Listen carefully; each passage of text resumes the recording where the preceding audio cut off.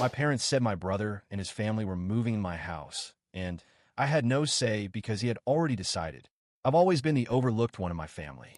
Never the favorite, never the golden child, just Matthew, the accountant. My brother Ryan, on the other hand, has always been the one my parents adored. When we were kids, Ryan got brand new bikes while I ended up with his used ones. On birthdays, he'd receive high-end gaming consoles, while I got books or clothes.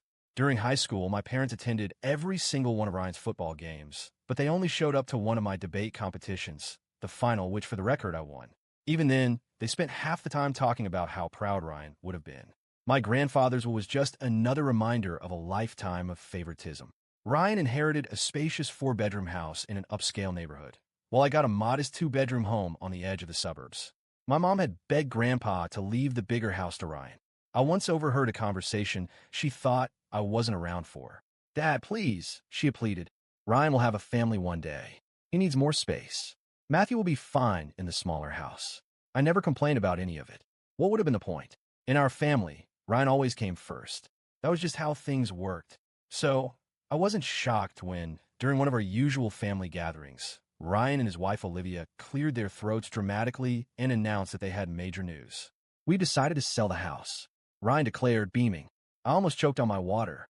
"We're investing in an incredible opportunity," Olivia added, practically bouncing in her chair. "Ryan's friend Eric has this amazing business venture, and we're getting in at the ground level." My parents clapped their hands in excitement. "Oh, that's wonderful," Mom exclaimed.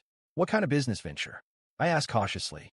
"It's a bit complicated," Ryan said, waving his hand dismissively.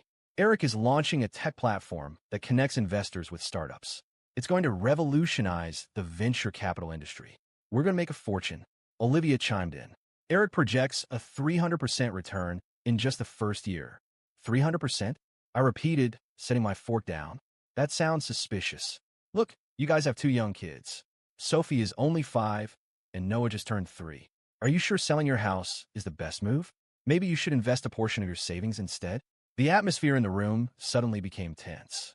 Olivia scoffed, and Ryan flashed me the same condescending smile I had seen my whole life. "Matthew," he said slowly, as if speaking to a child, "I know you mean well, but I studied finance at Westfield University. You're just an accountant who went to community college. I think I have a better grasp of entrepreneurship than you do." I bit my tongue. What Ryan never mentioned was that he had barely scraped by at Westfield while I graduated with honors and had already been promoted twice in 5 years at my firm. "Besides," Ryan continued, "Grandpa gave me the bigger house for a reason. He always knew I had a mind for business. This is exactly the kind of opportunity he would have wanted me to seize." I could have told him right then and there that Grandpa had only given him the bigger house because Mom had begged for it. I could have pointed out that Grandpa, who built his modest wealth through careful savings and conservative investments, would have been horrified by the idea of Ryan selling his house to invest in some vague tech startup. I could have mentioned that Eric had already gone through 3 failed startups in the past 5 years. But why bother? Ryan was a grown man. He and Olivia had made their decision, and frankly, after a lifetime of playing second fiddle, I didn't feel particularly inclined to save him from himself. "You're right," I said instead, taking another sip of water. "It's your choice."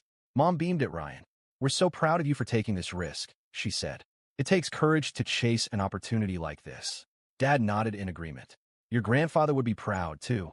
For the rest of the dinner, Ryan and Olivia talked excitedly about all the things they planned to do once they became wealthy. They'd travel the world, buy a vacation home, enroll their kids in a private school.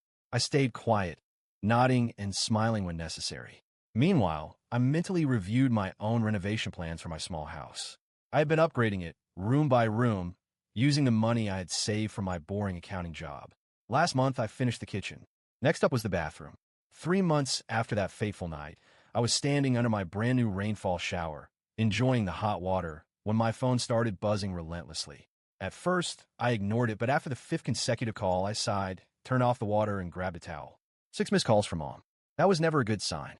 I immediately called her back, still dripping water onto my bathroom floor. "Matthew, thank God." Mom answered, her voice tense. "Can you come over? It's about Ryan." An hour later, I pulled into my parents' driveway and immediately noticed something strange. A mountain of suitcases and boxes was stacked up on the front porch. Before I could even ring the doorbell, the door swung open, and I was nearly knocked over by Sophie and Noah, who came barreling toward me. "Uncle Matthew," Sophie cried. "We're staying with Grandma and Grandpa now." I looked up to see my mother standing in the doorway, her face weary and drained. Behind her, Ryan paced back and forth, phone pressed to his ear, while Olivia sat on the couch, staring blankly at her laptop. "What's going on?" I asked, though I already had a pretty good idea. Mom motioned for me to come inside and shut the door behind us. Ryan and Olivia had to leave their apartment. She whispered, "The rent was too much." Ah, so they had already burned through the house money. After selling their home, Ryan and Olivia had immediately splurged on a flashy red Porsche 911, completely impractical for a family with 2 small children. Then they rented a luxury apartment downtown, and Ryan quit his stable job at the bank to focus entirely on his investment. They had poured around $500,000 into Eric's business venture and spent the remaining $100,000 on the car and a lavish vacation to the Maldives, leaving the kids with my parents for 3 weeks. Eric said the first quarter is always slow, Ryan said loudly, finishing his call. He forced a smile. But things are about to take off any day now. I walked into the kitchen to grab a glass of water, and my dad followed me in. "How bad is it?" I asked quietly. Dad sighed, running a hand through his thinning hair. "They've burned through everything. The apartment was $4,000 a month. The car payment was another $1,500. They couldn't keep up. And the investment?" Dad's expression darkened. "Eric keeps saying they're on the verge of a breakthrough." He shook his head. "But I have a bad feeling about it." Over the next few weeks, I watched from a distance as Ryan scrambled to find a job. He eventually landed a position at a car dealership, a significant step down from his previous role in banking, but at least it was something. Meanwhile, Olivia tried to keep up appearances, posting carefully curated photos on social media to make everything look normal. But things were far from normal. My parents' modest retirement home wasn't meant to house 6 people. One evening, my mom called, sounding exhausted. "Matthew, sweetheart, I hate to ask, but..." She hesitated. "We're struggling a little with groceries. Extra mouths to feed." I knew what was coming. "How much do you need, Mom?" "Oh, anything would help," she said quickly. "We're just a little tight this month." I promised to send the money right away and settled on $600. Enough to help, but not enough to put a strain on my own budget. When I told her the amount, she thanked me profusely, though I could hear the slight disappointment in her voice. She had clearly hoped for more. The next month, I got another call. Then another. The $600 turned into a monthly transfer. I didn't mind helping, but I couldn't help but notice that despite their financial troubles, Ryan and Olivia still managed to keep the Porsche. Priorities, I guess. One evening, I attended my cousin Beth's birthday party. I thought it would be a nice break from all the family drama, but I was wrong. My Aunt Patty pulled me aside near the dessert table. "Matthew, dear," she whispered, glancing around to make sure no one was listening. "How are you holding up with all this Ryan situation?" I shrugged, just trying to help where I can. Aunt Patty leaned in closer. "Well, you should know that your parents are at their breaking point. Of course, they love Ryan, but having his entire family there is wearing them down." She took a sip of her wine and lowered her voice. "And between you and me, they have a plan to fix it." A sinking feeling settled in my stomach. "What kind of plan?" "They want Ryan and his family to move into your house." I nearly dropped my plate. "What?" "Your mom thinks it makes perfect sense since you live alone in a 2-bedroom house." I stood there, frozen, as Aunt Patty gave my arm a sympathetic squeeze. "I thought you should know. It didn't seem right for them to be planning this behind her back." The party continued around me, but I barely noticed. All I could think about was the sheer audacity of it. They weren't just planning to ask me to take in Ryan and his family. They were planning to push me out of my own home. As I drove home that night, my mind was racing. I knew exactly what was coming next. The guilt trips, the family pressure, the classic, "it's just temporary," which would somehow turn into permanent.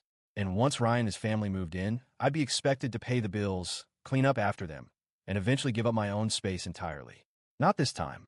I wasn't going to let them take advantage of me again. When I got home, I poured myself a glass of wine and sat at my kitchen table, thinking. By the time I finished the glass, I had a plan. The next morning, I walked straight into my boss Dave's office without an appointment. He looked up from his computer, surprised. "Matthew, everything okay?" I didn't bother with small talk. "Is that accounting position at the Pittsburgh branch still open?" Dave leaned back in his chair, studying me. "That's a senior position, Matthew. More responsibility. A new environment. A big move. I'm ready for it." I said it with confidence. "I've been here for 5 years. I've consistently exceeded my targets. My performance reviews are excellent. I have the qualifications." Dave nodded thoughtfully. "Well, I can't say I want to lose you here, but..." He smiled. You'd be a great fit for the position. Let me make a few calls. He paused. The position starts in 4 weeks. Is that enough time for you to get everything in order? Perfect, I replied, already mentally calculating my next steps. As soon as I left Dave's office, I called my friend Jana, a real estate agent. I need to sell my house as quickly as possible, I said, getting straight to the point. Well, your place is in a great neighborhood, and you've done some amazing renovations. She thought for a moment. If we price it aggressively, we could have offers within a week. But Matthew, are you sure about this? I've never been more sure of anything in my life, I said firmly. The next 2 weeks were a whirlwind. Jana worked her magic, and within 5 days, we had 3 competing offers. I accepted the highest one, $285,000, $45,000 more than I had paid for it 4 years ago. Not bad for a small house. Meanwhile, I started researching apartments in Pittsburgh, focusing on areas close to the company's branch. Real estate was more affordable there than in my current city, and I found a beautiful one-bedroom apartment in a modern building with a gym and a rooftop terrace for $220,000. I made an offer immediately and started the buying process. Through it all, I told no one in my family what I was doing. My mom called twice, once to thank me for the monthly transfer and another time trying to sound casual as she invited me over for dinner next Saturday. We have some things we'd like to talk to you about, she said, trying to keep her tone light. Sure, Mom, I replied just as casually. I'll be there. I arranged for a moving company to pack up and transport most of my belongings to a storage unit in Pittsburgh, scheduled for the day before the family dinner. I kept only what fit in 2 suitcases, clothes for a couple of weeks, my laptop, and a few personal items. The day after the movers left, I checked into a modest hostel downtown. Sleeping in a twin bed in a shared room felt strange, but it was only temporary. Just 3 more days until my flight to Pittsburgh. On Saturday evening, I drove to my parents' house for the last time. I parked a block away to avoid drawing attention to my packed car. As I walked up the familiar path to the front door, I took a deep breath. This was it, the confrontation I had spent my whole life avoiding. My mom opened the door with a tight smile. Matthew, good, you're here. We were just about to serve dinner. Inside, the atmosphere was tense. My dad sat at the head of the table, looking uncomfortable. Ryan and Olivia were there too, both trying to appear friendly, but coming off as smug. The kids were nowhere to be seen. We exchanged a few meaningless pleasantries before my mom finally set her fork down and got to the point. Matthew, honey, we want to talk to you about your house. What about it? I asked innocently. Well, Mom continued, slipping into that persuasive tone she had used my entire life whenever she wanted me to sacrifice something for Ryan. Your father and I have been thinking it would make sense for Ryan and his family to stay with you for a little while, just until they get back on their feet. I looked at Ryan, who kept his eyes fixed on his plate. Olivia was watching me, a hint of defiance in her gaze. How long? I asked, already knowing the answer. Ryan shrugged. Not sure yet, but things are starting to look up with the investment. Eric says we're on the verge of a major breakthrough any day now. I had to suppress a laugh. 3 months later, and he was still clinging to that fantasy. I don't think it's a good idea, I said, my voice tighter than I intended. My house is pretty small. There are only 2 bedrooms. You could take the smaller bedroom and let them have the master, Mom suggested quickly. Or maybe you could stay with a friend for a bit, just until things settle down. I opened my mouth to argue but stopped myself. What was the point? In a few days, I'd be gone, and none of this would matter anymore. Better to let them think they had one. I let out a heavy sigh, letting my shoulders slump in what I hoped looked like defeat. Fine, I said flatly. When are they planning to move in? My mom looked surprised, clearly expecting more resistance. We were thinking next weekend. Would that work? Sure, I said, pushing my food around on my plate disinterestedly. I guess I'll start packing up some of my things. Ryan and Olivia exchanged triumphant glances. Mom looked relieved. Dad still wouldn't meet my eyes. The rest of the dinner passed in a blur. Mom, Dad, Ryan, and Olivia started discussing logistics. What furniture would stay, what would go into storage, how my home office could be turned into a playroom for the kids. I mostly just moved my food around on my plate, responding with one-word answers when directly addressed. After dessert, I stood up. I should get going. Lots to do if I'm moving out next weekend. As I walked to the door, I heard them continue their conversation, their voices lowering but still audible. I told you she'd agree, Mom was saying. Matthew's always been reasonable. Should we help her pack her things? Dad asked. No need, Olivia replied casually. Most of it can just stay in the garage. It's not like she had anything valuable. We'll need a new couch, Ryan added. That old thing kills my back. I quietly closed the front door behind me, their voices fading as I walked away. They had already erased me from the picture, already planning how to take over my space, replace my things with theirs, as if I had never been there at all. But what they didn't know was that there was nothing left for them to take. Back at the hostel, I checked my phone and saw a message from my mom. "Thank you for understanding, sweetheart. Your brother is so grateful." I didn't reply. Instead, I sent a quick message to Jana to confirm that everything was on track. "Everything's still good." She responded immediately. "All set. The new owners get the keys on Thursday." The next morning, I woke up early, checked out of the hostel, and headed to the airport. As the plane took off, carrying me to my new life in Pittsburgh, I felt a weight lift from my shoulders. My new apartment would be ready in 2 days. My new job started in a week. After buying the apartment, I still had about $65,000 left from the house sale, money I planned to invest wisely. Unlike some people I knew, my first week in Pittsburgh passed in a pleasant blur. I settled into my new apartment, a sleek one-bedroom unit with floor-to-ceiling windows and a stunning view of the city skyline. The neighborhood was lively, full of small cafes and boutiques. My new job came with a private office and a 15% salary increase. Everything was going exactly as planned. Until Thursday night, exactly 1 week after I'd left town. I was unpacking the last of my kitchen boxes when my phone blew up with notifications. 27 missed calls in just 2 hours. 15 from my mom, 8 from my dad, and 4 from Ryan, plus dozens of frantic text messages, each more desperate than the last. I knew exactly what had happened. Today was the day Ryan and his family were supposed to move into my house. I could picture it perfectly. Ryan pulling up in a rented moving truck, packed full of their belongings, knocking on the door, and finding strangers living there. I poured myself a glass of wine and sank into my new couch, debating whether to respond or just block their numbers. Before I could decide, my phone rang again. "Mom." Against my better judgment, I answered. "Matthew Edward Johnson." My mother's voice was so loud, I had to pull the phone away from my ear. "What have you done?" "Hello to you too, Mom," I said calmly, taking a sip of wine. "Don't you dare act innocent." She was practically shrieking.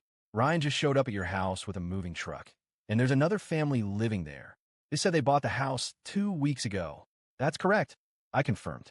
"The Andersons. Lovely couple. 2 teenage kids. They got a great deal." The silence on the other end was deafening.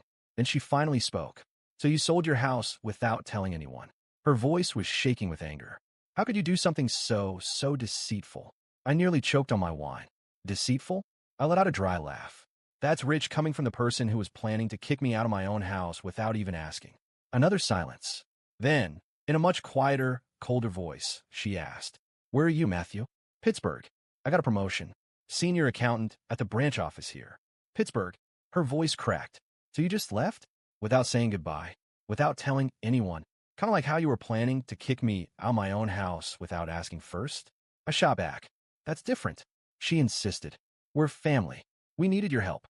"No, Mom." I had finally had enough. Ryan and Olivia needed a bailout for their bad decisions.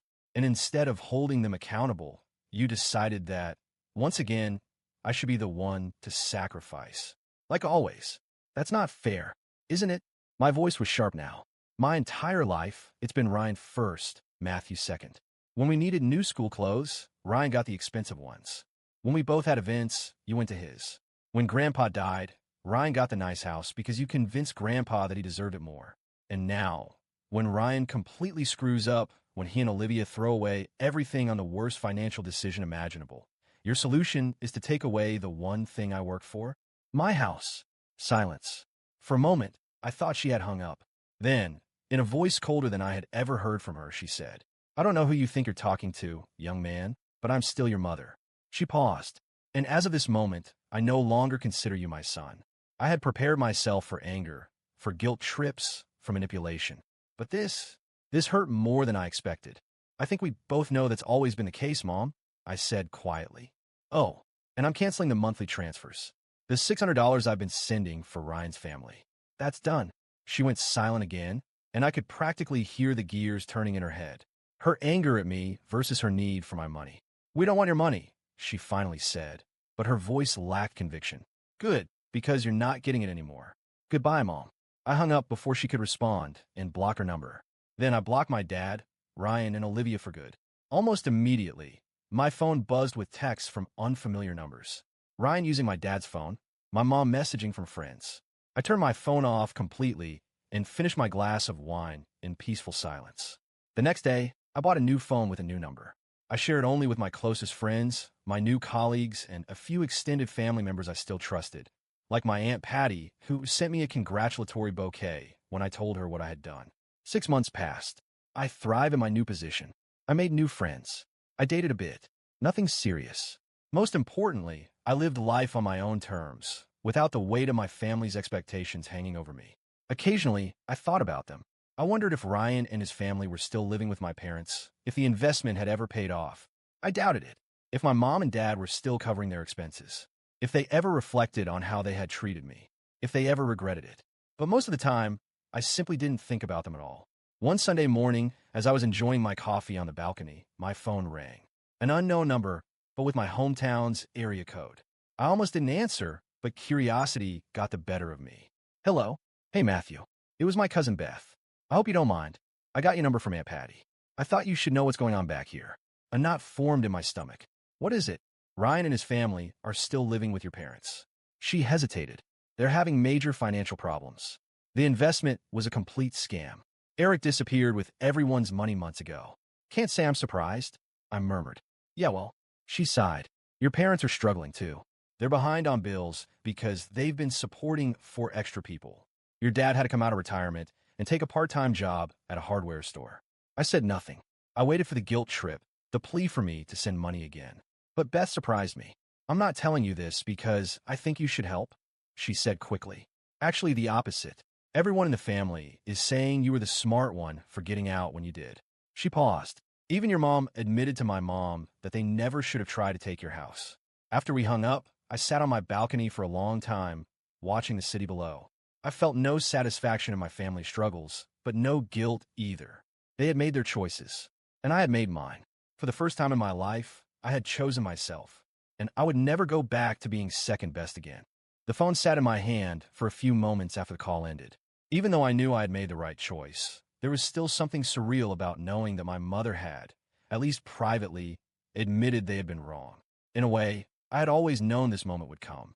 To them, I had always been the backup plan, the reliable one, the person who could be pushed aside because in the end I would always give in. But this time I didn't. I took a deep breath and went back inside my apartment. My life was moving forward. My job was going well, my finances were stable, and for the first time in my life, I was living for myself. The months passed. News about my family became more and more scarce. After Beth's call, I made no effort to keep up with them. If someone mentioned my parents or Ryan, I changed the subject. They weren't my concern anymore. But life has a funny way of bringing the past back, even when you think you've left it behind. Almost a year after my move, I saw them again. I had just returned from a business trip when I decided to take a short detour to my hometown. Not because I missed it, not even close, but because there was something I needed to see with my own eyes. My old house. I drove into the neighborhood, feeling a strange mix of nostalgia and relief. But when I turned the corner and parked a short distance away, I barely recognized the place. The new owners had changed everything. They had repainted the exterior, redone the landscaping, and added their own touches. They had made it their home, and I felt absolutely nothing. It was like looking at a closed chapter of my life, one that no longer held any meaning. But before I could leave, I saw someone crossing the street in the distance. My mother. She looked tired. The woman who once cared so much about appearances now had unkempt hair and simple, worn-out clothes. She didn't see me. I watched as she made her way toward a house, my parents' house. The same house where 5 people now lived. I glanced at the property. The paint was peeling, the yard was overgrown, the porch was cluttered with broken furniture. They were still there, which could only mean one thing. Ryan had never gotten back on his feet, and if he was still there, it meant my parents were still supporting him. Curiosity got the best of me. I needed to see just how bad things had gotten. I parked near a small grocery store in the neighborhood and walked inside. I grabbed a bottle of water and headed to the register. That's when I saw him. My father. He was behind the counter, working. Beth had been right. He had come out of retirement to keep supporting Ryan and his family. He didn't see me, and I made no effort to be noticed. I paid for my water and left. But one thing was clear. They were paying the price for their choices. Ryan never found another real job. After losing all his money in Eric's scam, he had tried a few small businesses, but none of them worked out. He and Olivia were still unemployed, still relying on my parents for everything. And worst of all, they never even tried to fix their own mess. It was easier to stay where they were.